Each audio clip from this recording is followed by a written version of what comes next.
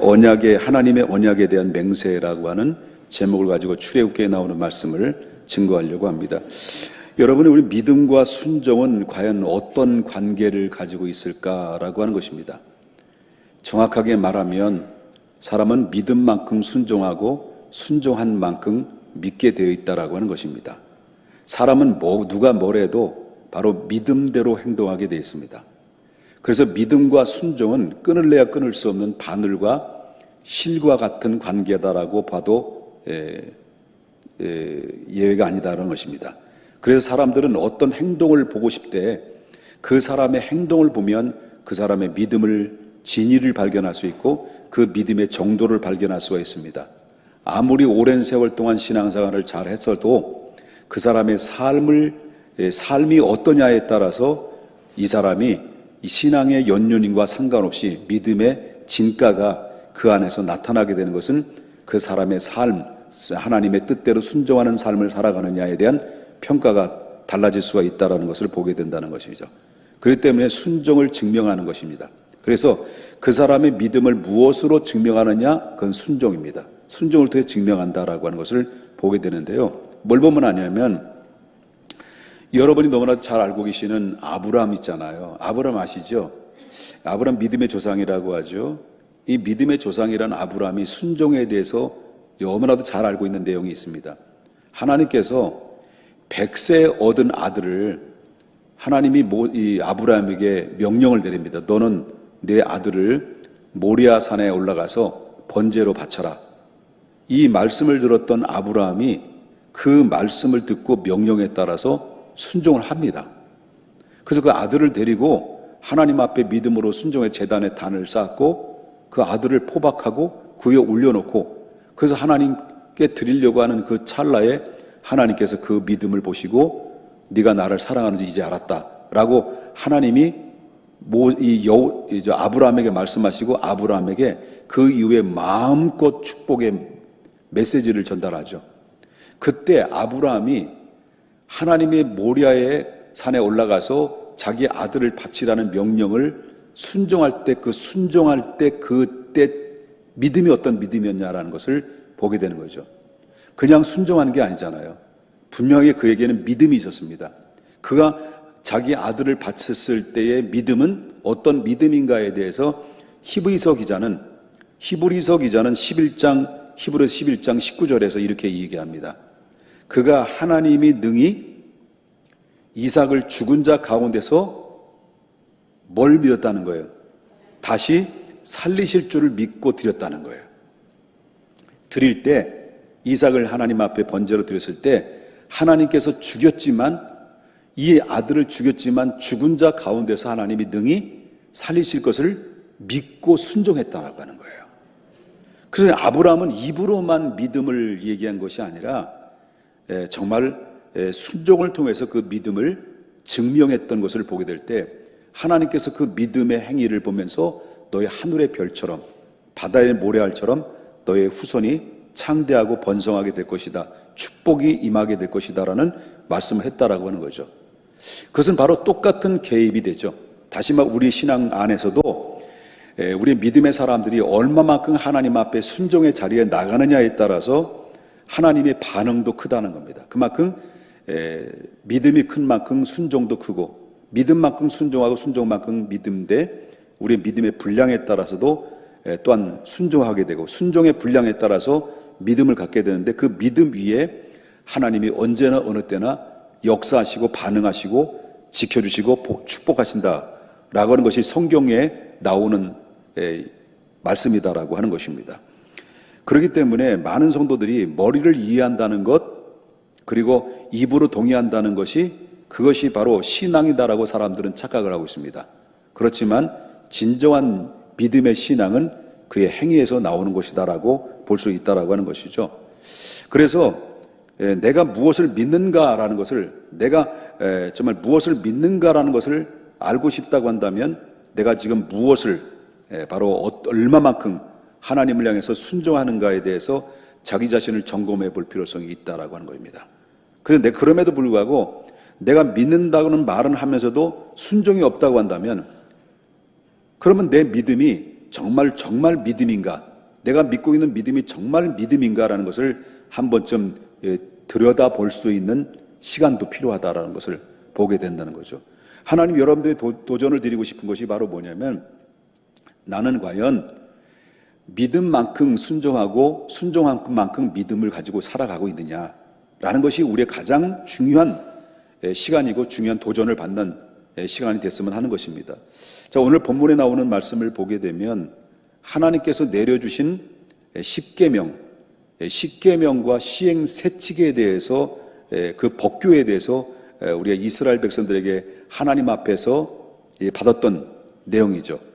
그래서 이 십계명과 이 시행세칙에 대해 이스라엘 백성들이 그 말씀을 받고 난 다음에 하나님과 이스라엘 백성들과 언약의 계약이 체결되는 장면에 대해서 오늘 본문의 말씀을 통해서 소개하고 있어요.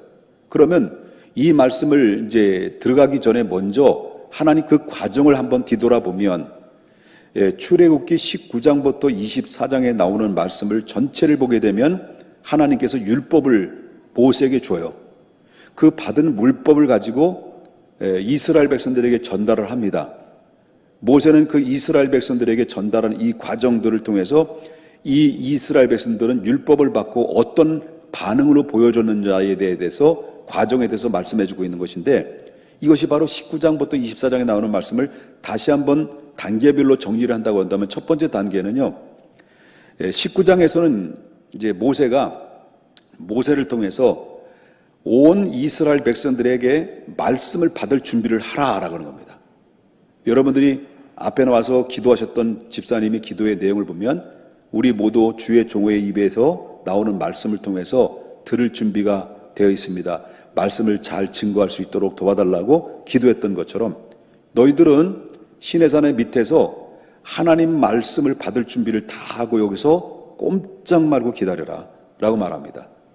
그리고 다 이제 와서 이제 몸과 마음을 다 깨끗이 하고 여호와 하나님이 어떻게 강림하시는지를 준비하라 이래집니다. 그래서 이스라엘 백성들은 그 명령을 따라서 율법을 받을 만한 준비를 전부 다 갖춰요. 갖추고 나서 있을 때, 그때 딱 3일 만에 바로 하나님 여호와께서 시내산에서 강림합니다. 이스라엘 백성들이 그 자리에 있는 그 현장에 강림하시는데, 시내산에서 온 천지가 우레와 번개와 연기와 그 다음에 나팔 소리가, 천지가 진동하는 가운데서 이스라엘 백성들에게 하나님이 임재하시고 현현하셨습니다. 그리고 난 다음에 이스라엘 백성들이 그 광경을 목격하죠. 그 광경을 목격하고 나서 그들은 두렵고 떨리는 마음으로 그 자리에서 엎드려집니다. 이것이 바로 첫 번째 단계의 19장에서 소개해주는 말씀입니다. 그리고 두 번째 단계는 바로 뭐냐면, 하나님께서 시내산으로 모세만 불러요. 그리고 이 백성들은 시내산 밑에서 기다리고 합니다.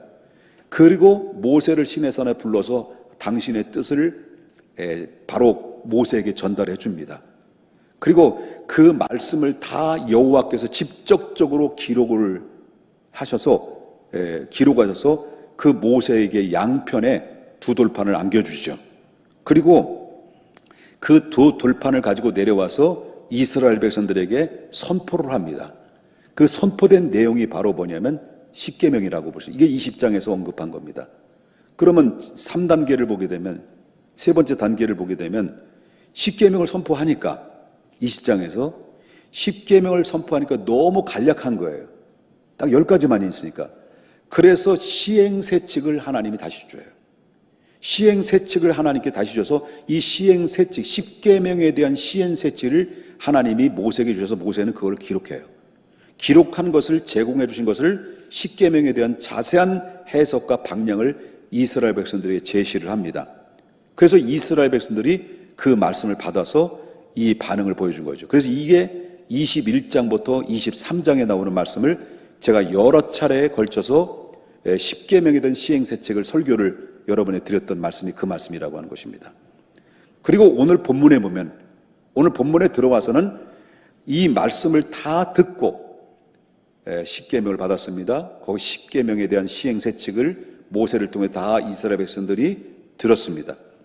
듣고 난 다음에 이스라엘 백성들이 반응이 뭐냐? 여기서 24장 3절을 한번 보도록 하겠습니다.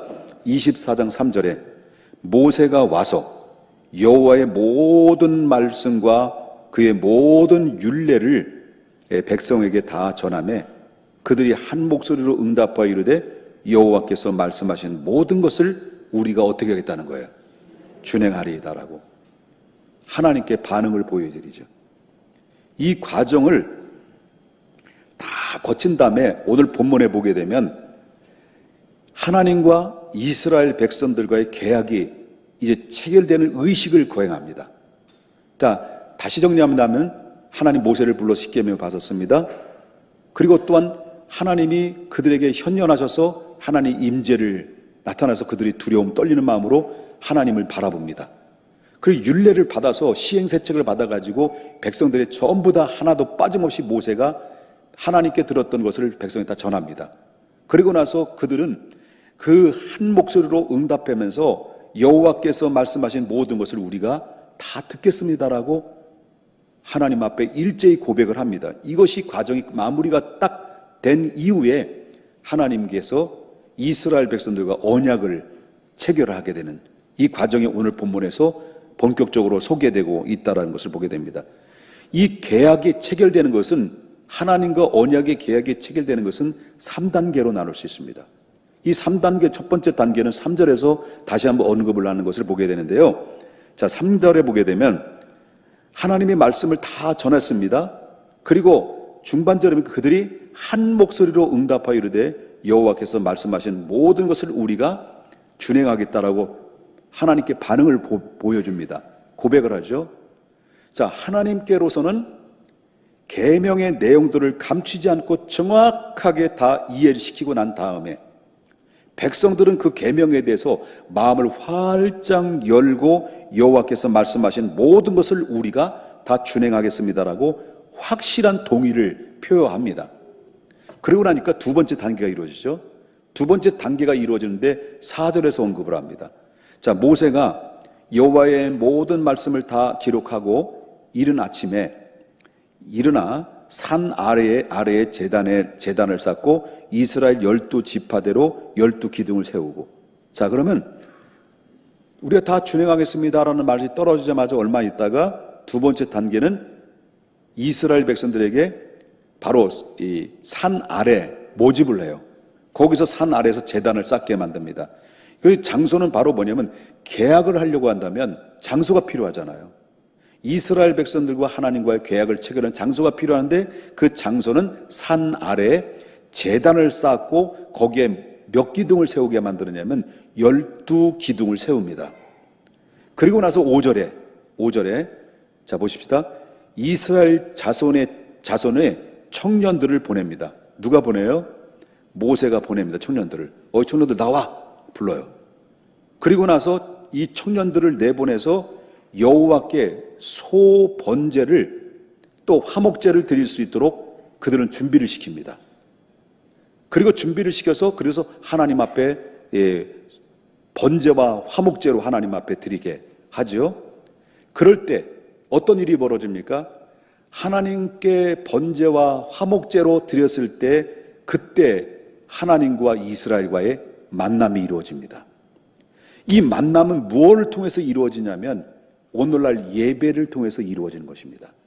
구약에서는 먼저 바로 번제와 화목제를 하나님 앞에 드림으로 말미암아 하나님과 이스라엘과의 본격적인 만남이 이루어지는 것처럼 오늘날 우리가 하나님 앞에 예배를 드리러 여러분들이 찾아오는 예배를 드린다라기보다는 실질적으로 볼 때는 하나님을 만나는 장소입니다. 그렇게 하나님을 만나러 온다라는 것이 표현하는 것이 더 맞다라는 겁니다. 물론 하나님은 언제나 어느 때나 나의 삶의 영역 속에서 늘 만남이 이루어지지만은 그러나 우리가 공식적인 공동체 속에서 하나님이 교회를 세우시고 바로 이 예배라는 이 기구를 통해서 예배라고 하는 통로와 매개체를 통해서 하나님 앞에 드림에 따라서 하나님과 우리 믿음의 예배를 드리는 모든 성도들과의 만남이 이루어졌을 때 그 안에서 은혜가 있고 응답이 있고 하나님의 반응이 있다는 것을 보게 된다는 거죠.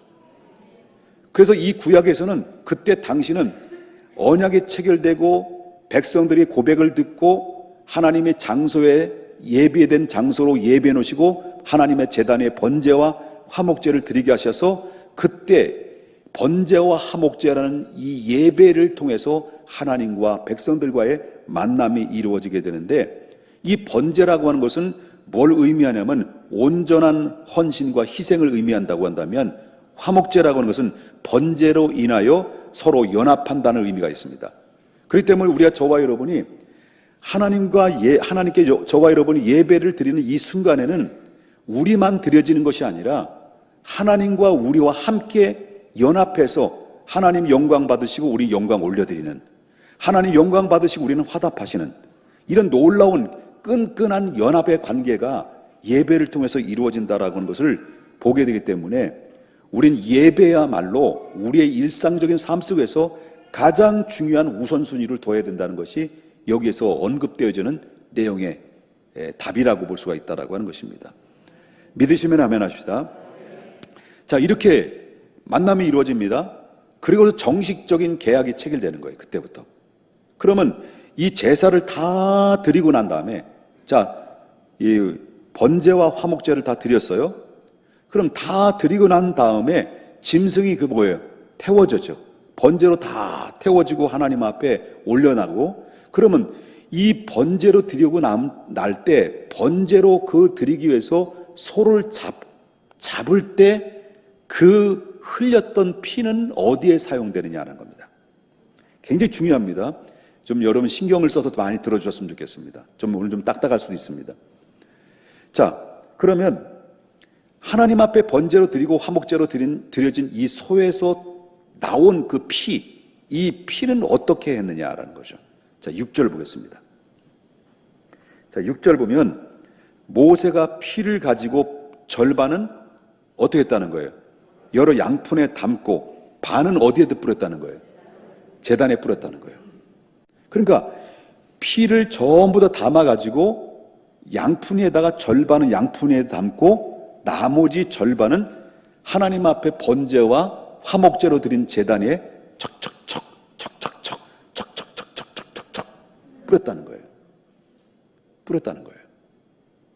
그 절반은 제단에 뿌리고, 그리고 나머지 절반은 어디에 뿌렸냐는 거예요. 어디에 뿌렸을까요? 8절 보겠습니다. 자, 모세가 그 피를 가지고, 절반이죠. 절반은 어디에 뿌렸다고? 제단에 뿌리고, 그리고 나머지 모세가 그 피를, 절반이 남아있는 모세가 절반이 남아있는 피를 누구에 뿌렸을까요? 백성들에게 뿌렸습니다. 그리고 말하기를 이르되, 이는 이게 뭐예요? 한편으로는 여호와의 제단에 뿌리고 한편으로는 백성에 뿌렸습니다. 양쪽에 뿌렸습니다. 뿌리고 난 다음에 모세가 이걸 뭐라고 말합니까? 이는 여호와께서 이 모든 말씀에 대하여 너희와 세운 언약의 뭐라는 겁니까? 피라는 겁니다. 그럼 왜 백성에게 피를 뿌렸을까요? 백성의 피를 뿌린 이유가 뭘까요? 이것은 이스라엘 백성들의 정통적인 계약 방식이었습니다. 오래전부터 내려온 전통적인 계약 방식인데, 여기서 이 계약이라고 하는 것은 바로 뭐냐면 히브리어 원문으로 보면 베리트라는 말이에요. 이 베리트라고 하는 이 말은 짐승을 쪼개다라는 거예요. 그러면 이스라엘 백성들이 오래전부터 전통적으로 계약할 때는 언제나 뭘 준비하냐면, 한 사람과 한 사람 양쪽에 계약할 사람이 나오잖아요. 나오면 두 사람이 계약을 하려고 한다면 계약 방식은 한 짐승을 잡아요. 그 짐승을 잡았고 한 마리를 딱 반을 쪼개요. 반을 쪼개가지고 절반은 한쪽에 양쪽에 그 통로를 내놓지요. 통로를 내놓으면 반을 딱 짜게 해서 양쪽으로 벌려놓은 다음에 계약의 두 당사자가 그 양쪽으로 벌려놓은 그 사이를 걸어가는 겁니다. 통과를 하는 거예요. 이 통과를 하는데, 이 통과한다는 의미는 어떤 의미냐면, 서로 우리가 약속을 지키지 않으면 짐승처럼 우리 서로와 쪼개질 수가 있다. 그러니 쪼개지지 않게 하기 위해서는 이거를 바로 뭐냐면, 너희가 앞으로 이거를 우리 약속이기 때문에 절대적으로 우리는 지켜야 된다는 중요한 의식이 그 안에 담겨져 있습니다. 만약에 여기서 우리가 약속을 파기하면 서로 쪼개진다. 그런 의미 속에서 짐승을 통해서 계약의 체결을 시켰다라는 것을 우리가 보게 된다는 거죠. 그렇기 때문에 그 피는 상대방에서 서로를 뿌리는 겁니다. 그리고 나서 뿌리는 거죠. 그래서 다 지나가고 난 다음에 이쪽 있는 사람이 이쪽 있는 사람의 칙칙칙, 이쪽 있는 사람이 칙칙칙 서로 피를 뿌려서 계약이 완전히 체결이 되는 거죠. 자, 그렇다면 오늘 본문에 나오는 계약의 두 당사자가 누굴까요? 오늘 본문에는 하나님과 이스라엘 백성들입니다. 그래서 짐승의 피를 절반은 하나님의 임재의 제단에 뿌리는 겁니다. 그 다음에 절반은 누구에 뿌린다 그랬어요? 이스라엘 백성들에게 뿌렸습니다. 왜 뿌렸을까요? 뿌린 이유가 뭘까요? 계약의 당사자이기 때문이었습니다. 우리로 말하자면 그거예요. 서로의 계약자가 두 사람이 있어요. 그럼 계약의 완성이 딱 된 다음에 계약하기로 하자. 너 됐냐? 됐다. 너 됐냐? 됐다. 그럼 찍자. 그래서 이 빨간 인주 있잖아요. 인주를 지장을 찍든지 도장을 찍든지 그 계약서에 서로 찍잖아요. 찍어요, 안 찍어요? 찍지요.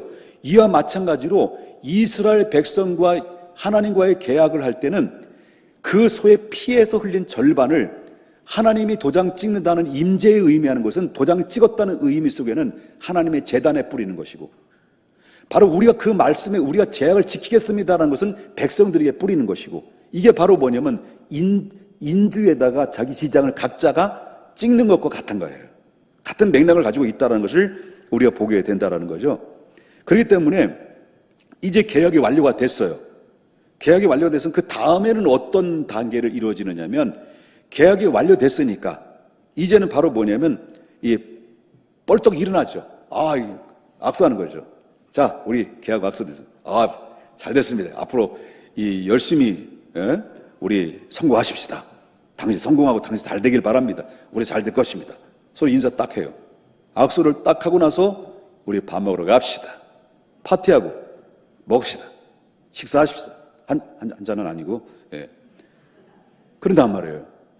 이렇게 되면 서로 이제 체결이 완전히 마결이 됐으니까 우리 기쁜 마음으로, 새로운 시작하는 마음으로 우리 함께 식사를 하십시다.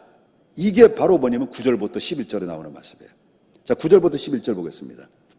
모세와 아론과 나답과 아비후와 이스라엘 장로 70인이 올라가서 이스라엘 하나님 여호와를 보니 그의 발 아래는 청옥을 편듯하고 하늘같이 청명하더라. 하나님이 이스라엘 자손들의 존귀한 자들에게 손을 대지 아니하셨고 그들은 여호와를 뵙고 뭐 했다는 거예요? 먹고 마셨다라고 그랬습니다. 11절에는 먹고 마셨다라고 하는데 누구를 배우고 먹고 마셨다는 거예요? 하나님을 배우고 먹고 마셨다는 겁니다. 그러면 자, 이 말씀은 70명의 장로들과 그리고 아론과 나답과 아비후가 이 73인이 직접적으로 하나님을 뵀다니까 눈으로 직접 하나님을 보았을까라는 겁니다. 그건 아닙니다. 봤다는 의미가 아닙니다. 우리 눈으로 거룩하신 하나님을 볼 수가 없는 거죠. 근데 73인이 하나님을 뭘 봤다는 거죠? 보긴 봤는데, 여호와를 보긴 봤는데, 그리고 먹고 마셨다는데 그 하나님을 뭘 봤다는 거죠? 73인이 하나님과의 만남의 장소에 가보니 하나님의 발 밑에 그에게 비춰진 모든 광경들을 하늘로 본 거예요. 환경으로 봤는데 그것이 바로 10절에서 소개를 해요. 10절. 자, 10절을 이스라엘의 하나님을 보니 73인이요. 그 발 아래는 뭐가 편 것 같고 청옥을 편 듯하고 하늘엔 뭐였다는 거예요? 청명하더라. 한마디로 말하면 73인의 장로들이 하나님 언약을 딱 체결하고 난 다음에 그들이 하나님을 배웠을 때는 그 배는 그 순간은 이로 설명할 수가 없을 만큼 황홀한 광경을 본 거예요. 그들이 본 세계는. 그 하나님을 뵙다는 것은 하나님의 어떤 형체를 본 것이 아니라 하나님이 어떤 모든 형상을 보여줬는데 그것이 바로 뭐냐면 천국을 편 것 같고 그리고 하늘에 같이 청명하더라. 맑고 청명한 모습들을 감격하면서 그들이 목격할 때 너무 황홀하고 너무 광대한 세계를 본 거죠. 그래서 찬송가도 이런 찬송가 있잖아요. 세상과 나는 간 곳 없고 구속한 주만 보이도다. 여러분, 예수님이 12명의 제자들 중에서 3명의 제자를 데려갔어요. 베드로와 야고보와 요한, 이 3명을 제자를 변화산에 데려간 거예요. 데려갔는데 그 변화산에 올라가자마자 얼마 안 있다가 그 안에 갑자기 예수님이 변형이 돼버려요. 그리고 모세가 나타나요. 엘리야가 나타나요. 이 세 분이 바로 예수님과 모세와 엘리야가 서로 대화를 나누는 광경들을 봤는데 이 베드로와 야고보 요한이 그 광경들을 목격한 거예요.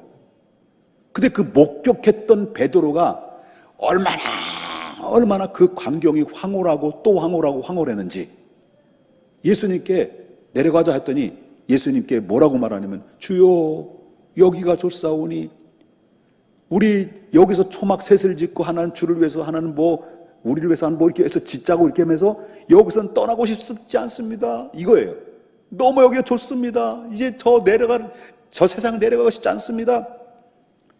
천국의 세계를 본 거예요. 사도 바울이 3층천까지 올라가서 하나님의 말로 형언할 수 없는 하나님의 나라를 본 것처럼 베드로가 예수님 변형 사건을 통해서 황홀한 천국의 세계를 목격했던 것처럼 73인도 그 광경을 본 거예요. 그래서 결국 그들은 어떻습니까?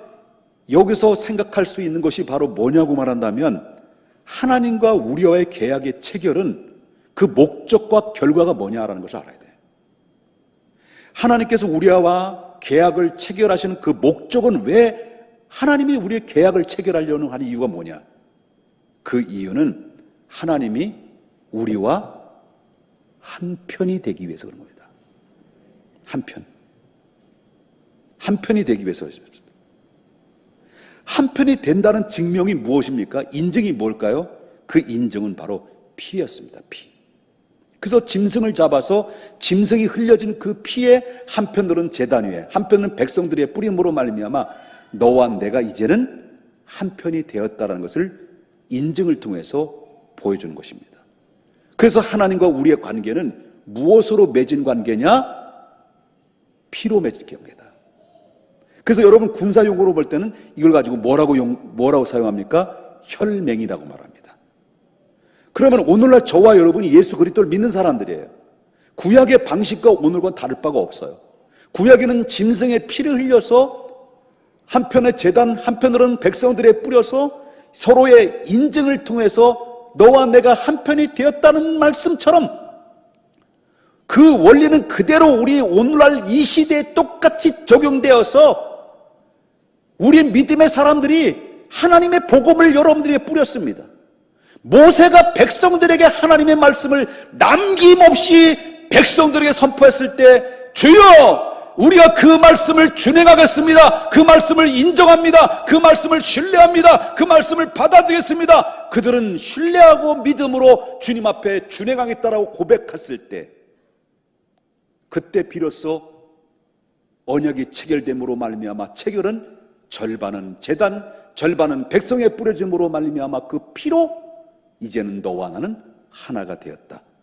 나는 너의 편이 되고 너는 나의 편이 됐다는 증명을 보여줬던 것처럼 오늘 저와 여러분이 복음의 말씀을 선포되었습니다. 그저 주의 종을 통해서 아니면 전도자들을 통해서 하나님의 말씀이 선포될 때 여러분 그 말씀은 들으면서 믿음은 들으면서 나오고 들으면 하나님의 말씀으로 말미암아 임한다는 것처럼 여러분 주의 말씀을 들을 때마다 그 말씀이 맞습니다. 그 말씀이 옳습니다. 그 말씀이 하나씩 깨달아져 가면서 그 말씀이 신뢰가면서 믿음이 생기면서 여러분이 이제는 내가 주님을 믿습니다, 영접하는 자, 그 이름을 믿는 그 믿음으로 여러분 싹이 나기 시작합니다. 그리고 주님을 받아들일 용의가 준비됐습니다. 그럴 때 여러분 예수 그리스도의 보혈의 피가 그 순간에, 예수님을 영접하는 바로 그 순간에 여러분 예수님의 보혈의 피가 뿌려지는 겁니다. 그래서 예수님과 예수님의 보혈의 피로 말미암아 하나님과 우리가 하나가 되어서 하나님 우리 편이 되어주시고 우리는 하나님 편이 되어서서 일생 동안 여러분의 천국 가는 그날 때까지 그 언약의 체결 때문에 예수 그리스도의 피 뿌려지는 그 피의 보혈로 말미암아 천국까지 우리가 갈 수 있는 보장을 받는 하나님이 백성이 됐다라고 하는 것입니다. 이것은 은혜 아니면 불가능한 겁니다. 그래서 예수 그리스도의 보혈의 피는, 이것은 바로 완전한 계약이다. 파기할 수 없는 계약이다. 이제부터 내가 파기한다 하더라도 하나님은 절대 파기하지 않는 분이라는 거예요. 우리나라 군사 용어를 보기, 군사력은 대단하죠. 어느 정도냐면 이제 무기를 수출해요. 비행기도 수출하고 포도 수출하고 저 아랍고래도 막 수출하고, 요즘 한참 저 핫하잖아요, 우리나라의 무기가. 근데 그보다 강한 군사의 그 강력한 힘이 어디 있냐면 한국과 미국이 전쟁 자동 개입 조항입니다. 북한은 지금까지 수없이 뭐 미사일을 쏘아대고 뭐 지금 뭐 포를 막 쏘아대고, 그래도 가장 북한이 두려워하는 것은 미국과 한국과의 전쟁 자동 개입 조항, 그것 때문에 그렇습니다. 미국의 힘은 아무리 뭐 힘이 없었다 하더라도 아직도 세계 최강입니다. 우리가 만약에 북한으로부터 공격을 받게 되면 누가 개입하게 돼 있습니까? 자동적으로 상호 방위 조약을 통해서 미국이 자동 개입하게 돼 있습니다. 그래서 결국 미국과 한국이 치게 돼 있습니다. 이게 바로 자동 계약에서 이루어진 조항입니다. 영적으로 말한다면 그렇습니다. 하나님과 우리와는 계약이 맺어진 거예요. 할렐루야. 누굴 통해서 이루어진 겁니까? 예수의 보혈을 통해서. 구약에는 소에 흘려졌던 그 피 절반은, 제단의 절반은 백성들에 뿌려졌던 것처럼 이 구약에서 뿌려졌던 소의 피에 흘렸던 그 피는 장차 오실 예수 그리스도를 예표하는 모형과 그림자였습니다. 앞으로 장차 오실 예수는 이 모든 인류를 죄 가운데서 건져주시고 피 흘려 죽으시고 그 흘렸던 보혈의 피로 말미암아 너는 내 백성이 되고 너는 나의 백성이고 너는 내 아들이라는 하나님과 하나가 되는 징표로 예수님이 보혈로 보여줬다고 한다면, 이 영적인 계약은, 이거는 어떤 의미를 있습니까? 내가 언제든지 하나님께 도움을 청하면, 여러분과 저가 하나님 나 어렵습니다, 나 힘들어요, 죽을 것만 같아요, 실패하고 좌절의 늪에서 허우적거리고 있을 무렵에 우리는 전혀 생각도 하지 않았을 때, 그때 비로소 하나님 제발 도와주세요 라고 하나님 앞에 도움을 요청하면 예수 그리스도의 피로 맺어진 그 계약 때문에 하나님이 여러분에게 개입하시고 간섭하시고 이끄셔서 다시 우리를 세워주시는 놀라운 능력은 내 행위 때문에 그런 것이 아니라 하나님과 우리와 중간세 예수 그리스도의 보혈의 핏뿌림의 언약 때문에 하나님이 우리를 간섭하시고 개입하신 것입니다. 이 사실을 믿으셔야 됩니다. 그러나 한 가지 꼭 잊지 말아야 될 것이 있습니다. 잊지 말아야 될 것이 바로 뭐냐면, 무조건 하나님은 내 편이 되어주시고 도와주신다는 의미는 아닙니다. 우리가 하나님의 계약에 관련된 순종 여부에 따라서 우리가 결정되는 부분이 많이 있다는 겁니다. 그렇다면 우리가 이 계약에 순종해서 축복이 되기 위해서는 우리는 어떻게 해야 되겠습니까? 우리는 계약서를 자세히 들어봐야 돼요. 이 계약서를 자세히 들어봐서 이 계약에서 의미하는 목적과 의미하는 은혜가 무엇이고 바로 이 계약의 확증이 무엇인가를 자꾸 계약서를 들여다봐야 돼요. 이게 바로 뭔 줄 아십니까? 이 계약서가 하나님의 말씀이에요. 이 계약서에 있는 하나님 말씀을 자세히 들여다보고 그리고 날마다 자신을 점검하고 이 계약서의 축복과 계약서의 보장성을 계속 여러분들이 그 말씀을 묵상하고 재묵상해서 그래서 이 말씀을 재확인함으로 말미암아 나를 나되게 만들고 그리스도의 삶을 살게 만들고 우리가 믿음의 정도를 걸어갈 수 있도록 우리의 안내 표지판이요 우리의 인생길의 지팡이가 되고 등이 되는 놀라운 능력의 말씀의 힘이 우리의 삶 속에서 작용되고 우리가 순종의 자리까지 나가게는 그 힘이 여기 있는 겁니다. 그래서 히브리서 4장 12절에 보면은 하나님은 말씀을 살아있고 운동력에서 좌우에 날선 어떤 검보다 예리하여 우리의 영과 혼과 관절과 골수를 찔러 쪼개기까지 하며 마음과 생각을 감찰하시는 놀라운 능력의 말씀이 우리의 삶에 작용하는 능력이 말씀 안에 다 들어있다는 거예요. 여러분 시편 119편 105절에 보니까 주의 말씀은 내 발의 등이요 내 길의 빛이라고 했습니다. 그러므로 우린 하나님의 말씀을 자세히 들여다보고 묵상하며 그리고 하나님 말씀에 순종의 삶을 자리에 나갈 때 하나님은 그때 비로소 내 한계에 도달했을 때 불강력적인 문제를 만났을 때 그때 주님 도와주십시오 주님 해결해 주십시오 때 그때 천군 천사를 보내고 하나님 직접적으로 개입하여 주셔서 우리 도움을 주시고 위기에서 면하게 해주시고 살 수 있는 길을 열어주신다는 거예요. 그래서 여러분 전쟁은 여호와께 속한 것이다. 구약에 보십시다. 전부 하나님이 개입하셨어요. 여러분 출애굽에 나올 때도 10가지 재앙에 또 하나님이 개입하셨고 그리고 광야 생활에서 미디안 족속들이나 또 수많은 족속들이 기습 공격 올 때마다 하나님이 전부 다 막아주시고 전쟁에서 모든 것들을 개입하시고 이스라엘 백성들에게 먹을 것 다 제공하셨고 누가 다 하신 겁니까? 하나님 하신 겁니다. 그렇기 때문에 사랑하는 여러분 우리가 계약을 잘 지키는지 안 지키는지를 어떻게 알 수 있습니까? 우리 편에서는 순종으로 나타나는 것입니다. 하나님 편에서는 돌보심과 은총으로 나타나는 것입니다. 그렇기 때문에 저와 여러분이 최근에 하나님의 돌보심과 하나님의 은총과 하나님의 간증의 이 응답을 경험하지 못했다고 한다면 나는 과연 순종의 자리에 얼마만큼 나갔는가라는 것을 자신을 한번 돌아볼 필요성이 있습니다.